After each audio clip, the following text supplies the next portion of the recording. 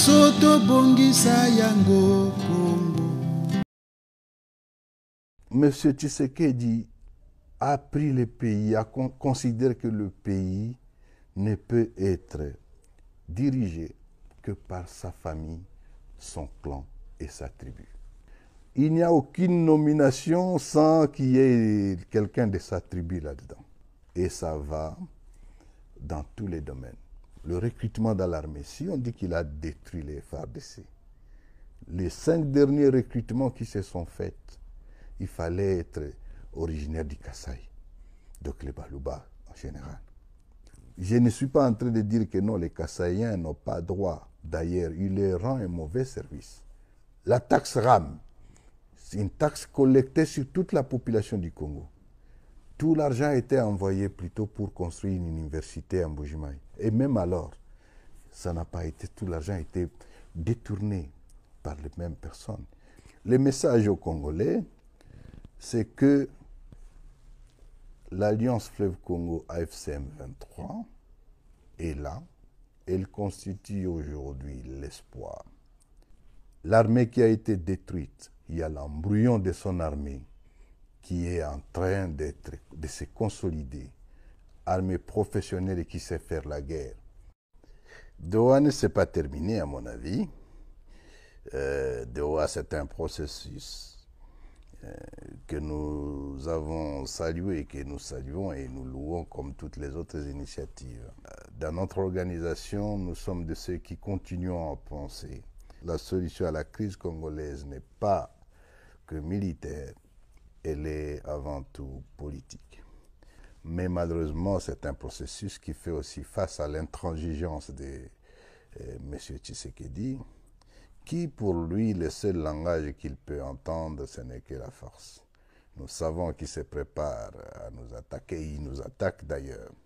Nous savons qu'il ne considère pas cette initiative de Doha comme une option. Il suffit de voir la qualité des membres de la délégation qu'il envoie. On continue à faire confiance à la médiation. De notre côté, nous avons montré la bonne foi. La bonne foi se résume au fait que nous nous sommes retirés de nos propres grés de Walikali. La bonne foi, c'est que nous avons libéré 1400 éléments des FARDC qui étaient encore bloqués au niveau de la MONUSCO. Et cette libération s'est faite sans contrepartie. Parce que nous aussi, on a des prisonniers qui ne veulent pas libérer.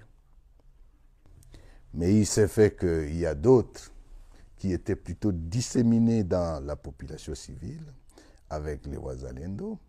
Ils sont encore là. Parmi eux, il y a les FDLR. Parmi eux, il y a bien entendu les Wazalendo. Et bien entendu, les FARDC. Il y a 2-3 mois, vous étiez ici. Aujourd'hui, la situation se stabilise davantage. Ce qu'il faut dire du président Kabila, c'est seulement que Goma et l'Est de la République, le Congo libéré aujourd'hui, c'est le Congo libre. Tous les persécutés politiques, tous les marginalisés, tous ceux qui sont en insécurité à Kinshasa, tous ceux qui sont victimes du tribalisme et des divisions de Tshisekedi ont ici intérêt favorable et ils sont en train de venir par milliers. Les évêques de la Cinco et ainsi que ceux de l'ECC, ils ont béni cette terre. Le président Joseph Kabila, en dépit de son statut, il est parmi ceux qui sont aujourd'hui persécutés. Il est donc venu, et il ne nous a pas rejoints, je dis nous l'avons accueilli parce qu'il est venu dans son pays. Je voudrais préciser que Goma, pas Goma seulement, le Kivu, l'Est de la République du Congo, reste congolais. Nous sommes des Congolais et personne ne peut nous enlever ces droits-là. Alors le président Kabila est venu chez lui, il sait qu'il ne peut pas faire à Kinshasa, parce que là on a la machette pour couper la tête des gens, pour arrêter tout le monde, les mettre dans des cachots cachés. Vous savez ce qui se passe aujourd'hui, surtout lorsqu'il s'agit des Baswahili. Ici nous sommes dans le Congo libre, où vous n'avez pas la discrimination, où nous avons le vivre ensemble, où nous avons compris que personne n'a fait le choix d'être Tutsi, d'être Hutu, d'être Houndé, d'être Muluba, Mungala, non. Mais nous sommes tous des Congolais et le vivre ensemble, la réconciliation nationale, c'est ça ce que nous vivons ici. Rien que cette semaine, plusieurs personnalités sont venues à Goma. Les uns publiquement, mais d'autres surtout pour éviter des représailles à Kinshasa. C'est toutes les Swahiliphones, c'est les gens de l'Est.